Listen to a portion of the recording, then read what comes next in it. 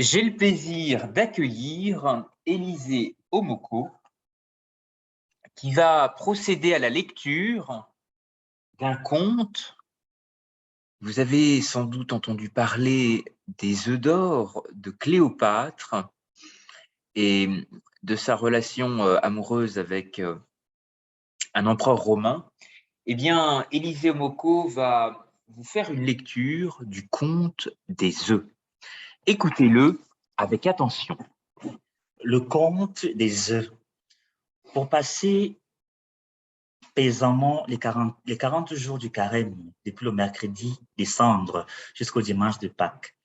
Il était une fois un bon petit roi, n'en cherchez plus, l'espèce est perdue, qui laissait son peuple vivre à sa guise et croyait que c'était un bon moyen de le rendre heureux.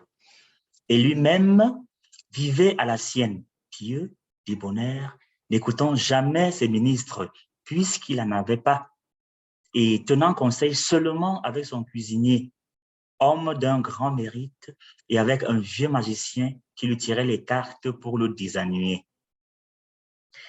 Il mangeait peu, mais bien. Ses sujets faisaient de même. Rien ne troublait leur sérénité. Chacun était libre de couper son blé en herbe ou de le laisser mûrir ou de le garder en grain pour les prochaines semailles. C'était vraiment un roi philosophe. Il faisait de la philosophie sans le savoir et ce qui montre bien qu'il était sage sans avoir pris la sagesse, sans avoir appris la sagesse. C'est le cas très merveilleux où il pensa se perdre et son peuple avec lui pour avoir voulu s'instruire dans les saintes maximes. Il advint qu'une année, vers la fin du carême, ce bon roi fit venir son maître d'hôtel qui avait pour nom Fripp Solcetus, ou quelque chose d'approchant, afin de le consulter sur une grave question. Il s'agissait de savoir ce que Sa Majesté mangerait le dimanche de Pâques. « Sire, dit le Premier ministre de l'Intérieur, monarque, vous ne pouvez pas faire autrement que de manger les œufs. Or, les évêques de ce temps-là avaient meilleur estomac que ceux d'aujourd'hui, en sorte que le carême était fort sévère dans tous les diocèses du royaume. Le bon roi n'avait donc guère mangé les œufs pendant les 40 jours. Il fit la moue et il dit « J'aimerais mieux autre chose. » « Mais sire, dit le cuisinier, qui était bachelier en lettres, les œufs sont un manger divin. Les œufs sont un manger divin. Savez-vous bien qu'un œuf contient la substance d'une vie tout entière? Les latins croyaient même que c'était le résumé du monde. Ils ne remontaient jamais au déluge, mais ils parlaient de reprendre les choses à l'œuf. Les Grecs disent que l'univers naquit d'un œuf pondu par la nuit aux ailes noires. Et les Minerves sortis tout armés du crâne de Jupiter à la façon d'un poulet qui crevait à coups de bec de coquille d'un œuf trop avancé. Je me suis souvent demandé, pour ma part, si notre Terre n'était pas tout simplement un gros œuf dont nous habitons la coque. Voyez bien, cette théorie s'accommoderait avec les données de la science moderne.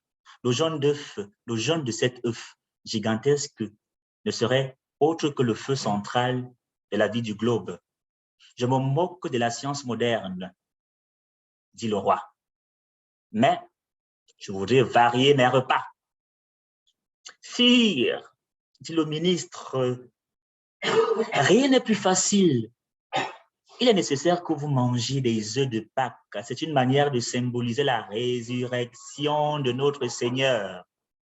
Mais nous avons doré la pilule. Vous pouvez, voulez-vous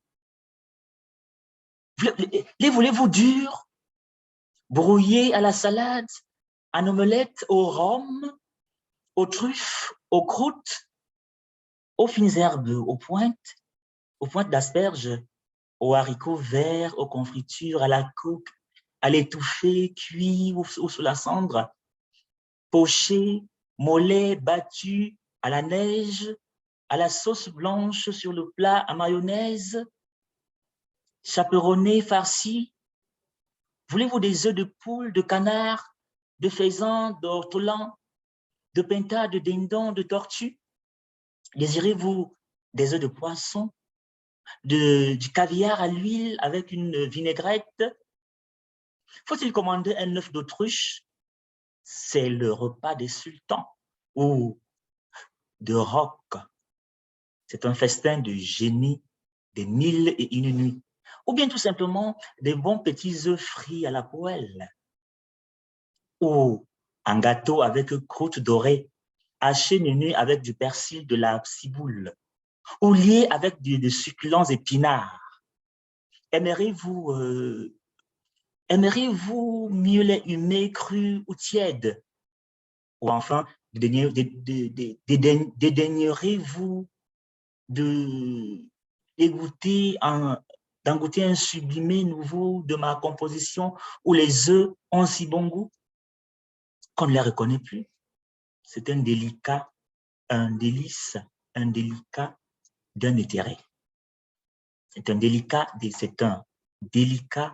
d'un éthéré. Une vraie dentelle. Rien, rien, dit le roi. Il me semble que vous